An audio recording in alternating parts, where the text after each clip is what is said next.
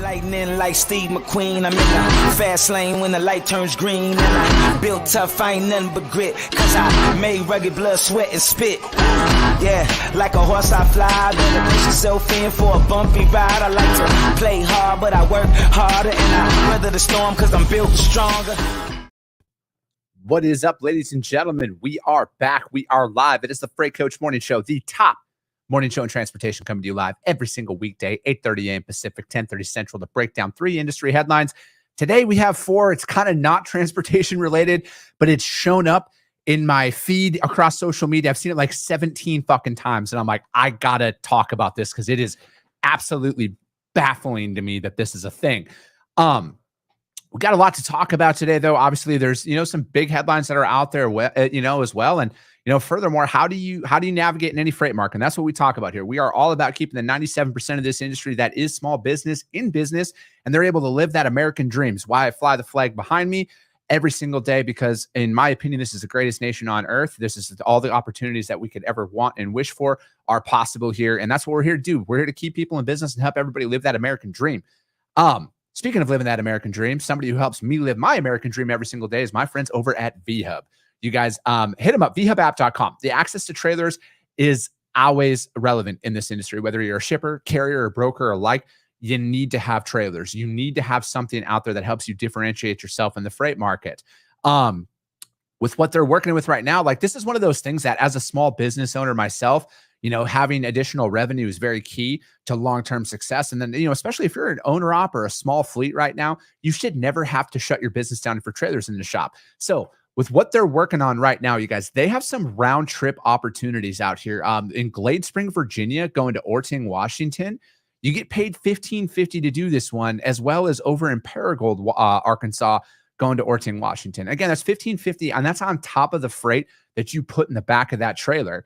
And then from there, this is actually a round trip opportunity. You can snag another trailer out of Lacey, Washington, looking to go into Durant, Oklahoma with that. So again, you guys, this is a way for us to make additional revenue just based off of my public school education. That's about $2,100 additional dollars to use this if you're a power only carrier. And then furthermore, as a freight broker, you guys, creating a drop trailer pool at your customer's facility is a phenomenal way for you to get in the door with a lot of customers that are out there that, you might not have an opportunity to move their freight with. They also have some stuff out of Florida as well. You guys, they have it in West Palm Beach, going to Messina, New York, as well as they also have some that are available to go into Canada as well, going into the Montreal area as well as the Toronto area. So again, you guys, hit them up, vhubapp.com. My friend Stacy Steen and Xavier Campos, they're going to be in the audience here. And just hit them up. Just do me a favor. Let them know the Freight Coach sent you. They're the ones who help keep all of these, that neon light behind me on. Connor Foster, good morning. Talk that talk, boss. I love it. Sonny Sharma, Orange Shirt Gang in the house. Kevin, what's up, my dude? Good to see you in the audience here, man. Steven Peterson, good morning. You are right. Let's fucking go. Whitney Fowler, good morning. Let's hear it, Chris. I appreciate the support, Whitney. We are at day 92. This is the 92nd Freight Coach morning show that we've done. And that is also the 92nd time that we are bringing up the fact that there's a truck parking issue as well as a facilities issue in this industry. Again, you guys, I understand both sides of the fence, but if we want to attract more people into this industry, we got to stop treating the symptoms, and we have to focus on the core issues that are out there. Again, a phenomenal resource is going to be my latest episode that I released on my podcast, Coffee with the Freight Coach, with Jory Evans of Evans Trucking. We dive into a lot of this stuff that's out there on what some of his drivers have went through and what they're doing as a company to alleviate any of their drivers experiencing that. Because again, like, not one of us would go somewhere for 8 hours and not be able to use the bathroom. Like, let's call that what it is. And again, I'll stop talking about this when drivers stop sending me pictures and when drivers stop telling me that this is what's going on out there at multiple facilities across the nation. The fuel report came out yesterday, and again, it's down, which is phenomenal. It's at still $4.91 a gallon, though. So again, as I bring up every day, and I'm going to continue to fucking bring up, celebrating a historic drop after a historic rise isn't exactly cause for celebration, in my opinion, because fuel is just fucking astronomical right now. It's still up like $1.55 a gallon year over year. So again, It's great to see it drop. It's great to see some of that relief coming across the board for some of our carrier partners that are out there. But again, in my opinion, it's not really a cause for celebration just yet because it's still extremely high. It's still out there putting a lot of stress out there on the drivers and everything else. So yeah, let me see. Bill McIntyre, good morning. Good to see you again here, brother. Zach Williams, what's up, my man? Zach Williams is with my friends over at SPI Logistics. You guys, if you're interested in becoming a freight agent right now, you guys should hit them up, spi3pl.com. It's a phenomenal opportunity, you guys. If you want to partake in that, I would definitely hit them up. And this is, so we got some interesting articles to talk about today. The first one is not transportation related, like specifically, but it kind of is. And this is something, so I don't know how this is a fucking trend. Like, I'm going to be honest with you. This one, I sit back a lot and, you know, okay, I'm just going to fuck. Have you guys ever heard of quiet quitting before? Because I've seen this pop up on my shit a lot recently. And I finally broke down and pulled up one of these articles and read this article. And frankly, I don't know how the fuck this is like a thing. Quiet quitting. So I got this from Yahoo News. It goes, employees suffering pandemic burnout say they've just stopped working as hard. A lady, Lisa Souza, an insurance claims adjuster, regularly volunteered to work on weekends and holidays, but the strain has compounded during the pandemic as colleagues retired early or stayed at home out of health concerns. Her workload increased significantly as she began given projects outside of her field, such as setting up new software. I told them, you're going to stretch me so far, and I'm ended up being a pile of goo. It's just too much. So in the spring of last year, I said, I'm done. I'm not going to volunteer anymore. Millions of Americans are taking that a similar approach, burned out after logging excessive hours during COVID. But, you know, employees saying, I'm not going to define myself as a traditional markers of my career of progression and success. I'm going to put a box around it. And then let me see. What is quiet quitting? It's the mindset even as trendy as the moniker quiet quitting, popularized by a TikTok creator. You're not outright quitting your job, but you're quitting the idea of going above and beyond. You got to be fucking kidding me. Yeah, while the ethos may be bolstering employees' mental health, which may be hurting the nation's labor productivity and contributing, which hovered below a 40-year high in July, nearly half of the white-collar workers say they're turning down projects more frequently now than before. Jesus Christ. Okay. I get being burnt out, but like, just not working anymore, just like fucking showing up and collecting a paycheck and doing the bare minimum. But I'm assuming a lot of these individuals expect to get paid a 6-figure salary plus full benefits, plus unlimited time off, plus the ability to do whatever the fuck they want. But they're just going to put minimal efforts into their job and wonder why they're never going to get ahead. If you're exhausted, if you don't want to go to work anymore, instead of quiet quitting, here's a fucking revolutionary way to go about it. How about you actually fucking quit and find a job you want to do? Shocking, right? Or, oh, you can't do that because you still need to collect a paycheck and get bills paid, but that's going to be at the expense of somebody else because you're fucking lazy. That's what it's, again, like, I'm not here in, I don't understand. Like, I get it if you feel like I felt a lot of these exact same things that, a lot of these people that they're talking about in your has, you feel like you're taken advantage of. You're feeling that you're putting in a lot of effort, but are you really though? And that's a hard conversation I had to have with myself too. Was I really working as hard as I thought I was? Or did I think I was working hard? Because now that I have switched into my own thing, building my own company, I personally have never worked as hard until I started on this angle. I just don't understand that. Like, I don't think people work as hard as they truly think they do. I don't work probably as hard as I think I do at times either, though, so I'm not trying to put myself on a pedestal. I just don't think that the narrative of taking advantage of a company, like why you think that it's okay. Like if they took advantage of you and then you're just like, oh, I'm going to get back at them. Like that just doesn't solve anything. I think like the core issues are, if you're not happy and if you don't enjoy what you're doing, you just got to fucking move on with your life. Like no paycheck is ever going to solve that, and then especially put it in the bare minimum. Cause it's like, what are you indirectly building up in your head? Because then is that every time that life gets tough, you're just going to fucking give up and then sail and then wonder why you're not getting ahead? I mean, I can't get behind this at all. I just do not, I can't stand behind this. I hate that this is a trend. I hate that this is putting this information out there, that people think that this is okay. Like this is an okay mentality, because like, it's not going to get you anywhere in life. Sometimes you got to do shit you don't want to do. Frankly, at the beginning of when I started my company, I literally delivered pizzas for fucking 8 months to pay my bills. All right. I have multiple college degrees. I had all of that shit that a lot of these people are, saying, but it's like, you got to do what you got to do sometimes. But if you hate your job, fucking move on. All right. Go find something else. Don't quiet quit. Like, it's like, I just don't fucking get it. Be an adult. All right. It's that fucking simple to me. Be an adult and move on with your life. That is just one of the dumbest fucking things I've ever heard. I can't get around it. I can't fucking, I can't even comprehend that mindset. That is fucking ridiculous. You're only selling yourself short. All right. And that's what I want most people to hear from this. I get all the mentalities of feeling all that fucking type of way. I've always felt that type of way, but you're only fucking yourself over in the long term if you stop putting forth effort, because you're always going to find a justification to quit.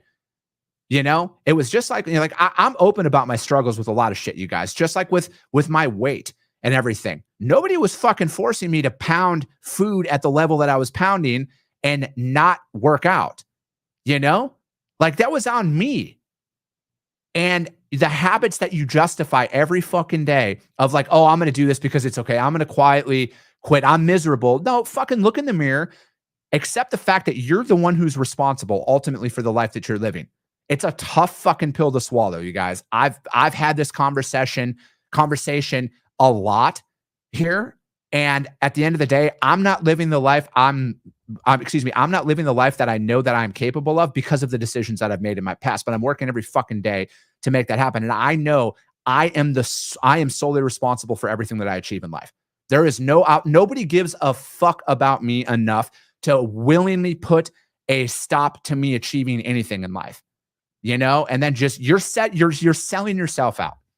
That's my big thing. If you're going to quietly quit, you're selling yourself out of achieving your true potential, and you got to fucking look in the mirror and do something about it. It's a tough pill to swallow, but you got to fucking do it. Yeah, I mean, that's also a good point, Laura. Like, I get it. There's probably a lot of factors that are associated with it, but and then, oh, sorry, I'm just getting caught up. Actually fucking quit to the past. Yes. Okay. Sorry, I'm getting caught up on comments here. Burnt ends. There we go. Yeah, burnt ends. Now we're talking about barbecue. Jesus Christ, you guys, this is awesome. If you don't feel valid, ask yourself why, and if you're undervalued, amen. Let me see here. Yeah, Sonny, I'm right there. It is the coward's approach. Colossal transport. Couldn't agree more.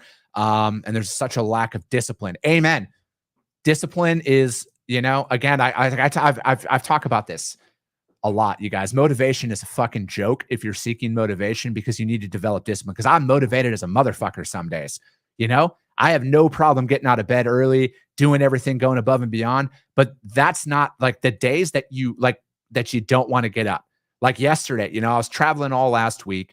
I got home late Sunday night. I barely slept Sunday night. I got up, I worked. I didn't want to go work. The last thing I fucking wanted to do yesterday was go to the gym. The last fucking thing I wanted to do. I worked all day, and you know what? I fucking pushed through it. It sucked. It was miserable the entire time. But to Lewis's point there, and I put this out there on my Instagram story a lot, every single day. Discipline over everything. Because your discipline, holding yourself accountable and remaining disciplined is what's going to get you through a lot of the hard fucking times in life, instead of quietly quitting on yourself. Anyways, we're going to get into some of these transportation related articles here today. First one was written by my friend Eric Johnson. He's been on the show here a few times. It's over at the JOC. And it goes on product integration, slowing economy behind Fourkites layoffs. Freight visibility software provider Fourkites, last week let go of nearly 8% of its global workforce. The company confirmed the layoffs. About 60 employees in total were mostly operations personnel associated with platforms that Fourkites has acquired over the past 2 years, but now integrated into its primary platform. The CEO, Ellen Jickle, I'm sorry if I botched your last name, told the JOC, those acquisitions, including Yardsman, okay, blah, blah, blah, blah, blah. We're not going to sugarcoat this, saying economic factors such as inflation and rising interest rates, headwinds, and many logistics startups are facing played a part in the decisions to cut headcount. This is the market right now. Until recently, the investors that have fueled rapid growth in logistics technology tended to prioritize scale over profitability. And a shift in focus from investors has forced firms to take a closer look at their costs. Up until this year, it was growth at all costs, he explained. The valuation was growth. The valuation was growth divided by interest rate. So now it's about path to profitability, not immediately, but we're seeing this lasting 18 to 24 months. So let's make where we're short up on the balance sheet. The reduction of staff was also made with the knowledge that Fourkites has made investment in self-service and automation capabilities to do more with less, along with phasing out independent support for the yard management and Haven modules, both which were cost prohibitive to separate the solutions. Everything that was used through a ticketing system is now in the platform itself. A bevy of other logistics technology providers have similar reduced headcounts, generally in 5 to 10% range, including Fourkites rival P44, and then as well as Stored and Convoy and a bunch of other things. It's, I appreciate the CEO actually coming out and fucking saying what he said. All right. Because most of the times it's a tailored response from a PR person out there. But I always give credit where credit's due. And he came out and just fucking said it. He said what it was. But, it's like the harsh reality. You can kind of, I wonder how many of these people who got laid off were quietly quitting anyways, though. But no, back to the point. I think that when you got to look at things from your career standpoint overall when you're joining an organization. And again, like this isn't everybody, and I'm not trying to lump in a lot of companies into a hole here, but you got to look at the next 24 to 48 months of an industry, and if they're out there talking about automation and streamlining, they're looking to automate a lot of roles. And it's true. People hire people to fill bodies for the time being. You guys, that's the harsh reality. And then especially when you come in like the last couple of years, the hard part, and I think this is a reality that a lot of people are being faced with right now that are being let go, that were brought in at inflated salaries, because let's call it what it is. If you have 2 years experience and you can all of a sudden get an $80,000 or a $90,000 base salary, what the fuck do you think is going to happen when the market shifts? Like, I'm not saying people aren't worth that, but you really haven't proven much if you only have 2 years, and that's like the problem with, and I'm guilty of this. Like when I first got out of college, I'm like, oh, I got a bachelor's degree. I should be a VP by now. I could barely tie my fucking shoes in business, And again, I think like when you're going in there and these realistic expectations are, it's like, if you're coming in, if you were getting paid, entry level 55,000, you got 2 years and all of a sudden you're getting offered an $85,000, $90,000 base salary. If it sounds too good to be true, it generally is. And this is, I think, what is happening is they find a lot of roles that are redundant, and if you're not performing, you're going to be the first one to let go. If you're not performing, or if you're an extremely inflated salary, because that's something that I've had to do in my career, is I've had to let go some of the highest performing sales reps because they made too much money. It's the harsh reality of some companies that are out there, you guys. And I just think that at the end of the day, though, if you're truly as valuable as you think, if you're not quietly quitting, you will never be without work. You will never be let go. But, a lot of shit happens. And sometimes, I can't say never. I'm sorry, because there's some fucking people out there that have personal vendettas and everything else, and they'll just fire people because they looked at them wrong. Not saying that people aren't that petty out there. But again, I appreciate Fourkite CEO just coming out and addressing it and himself and not going through a PR company or a pre-release statement, because that kind of just bugs the fuck out of me. JOC.com, my man Eric Johnson wrote this: product integration slowing economy behind Fourkites layoffs. Again, all the articles that I break down, you guys, the links are going to be out in the Freight Coach YouTube channel, as well as the Coffee with the Freight Coach podcast for the audio only replay of this. Check it out, you guys. Do all your own research, please, for the love of God. don't take everything that I say as fucking gospel because it's not. But I want you guys to just click below the headlines and read and formulate your opinion. Because again, a lot of this information can help you in life. So let me see here. Let's get caught up on some. Cameron Yates, what's good, my man? Thanks for joining here today. DJ Shirley, be right back. About to run through a brick wall. Fucking right, man. Let's do it. Put on a helmet, though. I can't get sued. I'm just a startup. I'm trying to figure this shit out. Colossal Transport. Yeah, man. Sorry. Yeah. All right. Second article we're going to break down today is from fleetowner.com. Keeping trailers properly utilized. Industry tips and tricks from experts for keeping track of your trailer fleet. Accurate visibility. VHub. Fleets of all kinds, especially less than truckload operators, require accurate eyes on trucks, but mostly trailers. You know, that's another thing too, you guys. Before I get into this, as a broker, having trailer visibility is just as important as truck visibility in this equation as well, because I've just coming from somebody who's had trailers stolen before, who's had shipments stolen, who've had shit fucking cross-docked and delivered on 3 pop trailers as opposed to the 53 footer that it was loaded on. A lot of this shit is necessary. Cause let's be real. We got to know where these fucking trailers are at times. Let's see. They do count on technology, but they're also the old fashioned analog experience and knowledge of trailer utilization to keep rates higher. It could be said that trailer tracking in several parts science, but other parts smarts. And if delicate dance is done well, a carrier's trailer operations can run smoothly and utilization can remain high. If the wheels don't turn, you don't earn. I'm calling they stole that from me. I've said that a lot. My old man coined that phrase a long fucking time ago. Actually, I can't prove that at all, but still, I'm going to claim credit for that. It's common for trailers, especially with LTL operations, to sit idle at least 20 to 30% of their time because of a variety of factors. According to industry estimates, downtimes for a single tractor costs an estimated $400 to $700 a day in lost productivity.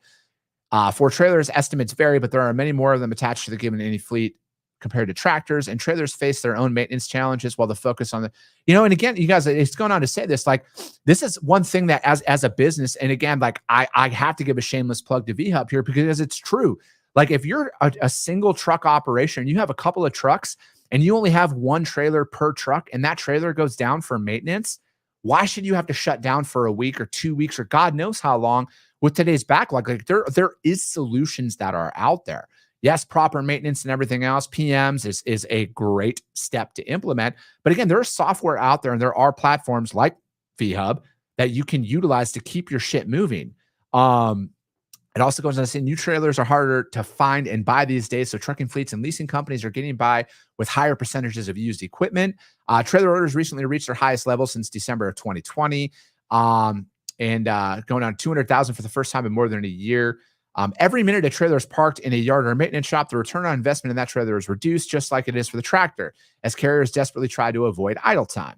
Let me see, as well as trailers dwell time in April. Data Pulse, a quarterly fleet utilization survey from McCain Company. Let me see. Total power class 86. So I'm just paraphrasing here, you guys, because it's a lot of this stuff is kind of redundant. COO sees large playing field. Frank Granieri has a view of oh God, I hate this fucking corporate terminology, the 30,000 foot view of trailer utilization. As a COO of A. Dewey Pyle, he oversees predominantly less than truckload operations, but is also a dedicated brokerage warehouse. He oversees the trucking end, Maryland-based 27 LTL. All right, according to its website, all right, has 2,000 professional driver big fleets. Our trailer to tractor ratio is just over 2 to 1, which is low compared to most LTL fleets. However, we are effectively manage our fleet to ensure we have sufficient resources to start up operations each day. In the end, the customer receiving the trailers of goods must efficiently run their operations to constant push and pull between shipper and carrier and receiving. No matter the technology, the process, or automation that comes in the industry, these nuances will always be present. In the end, all 3 pieces have to work together for each to succeed and be sustainable. I couldn't agree more. Again, it's a well-written article about this, you guys. And again, these are a lot of different factors that are brought into this industry that you don't necessarily think about when you're just starting out, or hell, even if you've been doing this for a long time, it's, these things happen, these nuances happen, these delays happen. And again, it's like you always got to think outside of the box. You always like it's just like this. Like if you're brokering freight and you're consistently going into a certain area and you don't have a rework facility on like fucking speed dial, that's one thing that I would highly recommend doing, because I've had truckloads rejected due to product shifting during transit and everything else. You need some of those rework facilities. You need them on speed dial because shit's going to happen. It's never a matter of if you guys, when things happen in this industry. And, my man, Matt Fain with Pop Capacity, he'd be a good resource to have out there to utilize for something like that. But again, that article was from fleetowner.com, keeping trailers properly utilized, and a very well-written article overall. Let me see here. Jacob Newman, we utilize Trucker Tools. Trucker Tools, shout out to them. They're a longtime supporter of the show. It sends a link directly to the driver's phone. If the driver does not accept the tracking, they do not get the load. If tracking is turned off, we charge $150 per incident. Seems to work pretty well as a broker. Jacob, I'm curious, how do you track it if the driver's phone is off or if it's out of service? How does that all work? I think that would help out for some clarification for some people out there. To just, because again, it's always about education. That's what the Freight Coach Network is all about, is educating and giving out valuable information to people. Last article, freightwaves.com. July trends steady as she goes. Inventories have not turned to a headwind at that point. Freight shipments and costs saw more subdued changes in July, according to Cass information. The shipment subset of Cass Freight Index inched 0.4% higher year over year during the month and was 6% higher than June on a seasonally adjusted basis. Freight demand has flattened out this year with inflation near 9% and significant substitution for goods. Let me see. Considering the extraordinary goods consumption during the pandemic, a reversal as services has reopened shouldn't be much of a surprise. Just like another guy with an orange shirt says frequently, there's more of a stabilization than anything, but I digress. Let me see. Retail inventories, which, again, Walmart released something yesterday, you guys. You guys should probably go listen to that because, again, Walmart's a pretty solid market indicator on what is going on out there. Let me see here. Inventory to sales ratios are still below historic norms. So this major tailwind for freight demand just over 18 months is likely fading, but has not turned to headwind at that point. So again, it's very tough. And like a lot of the information that I got from this article with everything that's happening, it's very tough for anybody to predict when freight volumes are going to slow. It's very challenging. Is it going to be in Q1 of 23, Q2 of 23, or is it going to be Q4 of 22 here? It's very, very challenging to put on into proper context when it is going to shift. Obviously, and it goes on to say the truckload line haul index, which excludes fuel, Jesus, and accessorial charges, was up 10.5% year over year in July, the smallest increase of the year. After an extraordinarily truckload rate cycle over the past 2 years, the market balance has shifted, with capacity now growing briskly and demand falling slightly year to date. Let me see here. Similar to what has occurred in the spot market, the surge in fuel costs of shippers, which are excluded from this index, will likely also act as a brake on line haul rates. What the fuck is happening with my screen? Sorry, I just seen it click out. Maybe. Let me see here. With the tight supply-demand balance in U.S. trucking markets easing considerably this year, industry rates are topping out and set to slow sharply in the months to come. They're saying while shippers aren't seeing any real savings yet, such relief is now highly probable, which is welcome news for the broader inflation picture overall. It is Cass processes $37 billion in freight payables. I don't know if you think that's a big number or not, but sorry, being sarcastic there. Again, that one was from FreightWaves. July trend steady as she goes. Check it out. Again, I thought, it's always quality information when it's talking about the overall market. And then, of course, you guys, it's always seeing different data sets is key, because data can be bought and paid for. Hate to fucking break it to you, but it's, to me, the more research you do on this, the better. How are you going to accurately predict pricing models for your customers over the next 30, 60, or 90 days? I memean, to me, I would severely shorten any committed rate cycles. Right now, I would say no more than a 30-day, especially for spot market. For if you're going to lock in contracts right now, because again, I don't know how a lot of customers are going to. Let me see.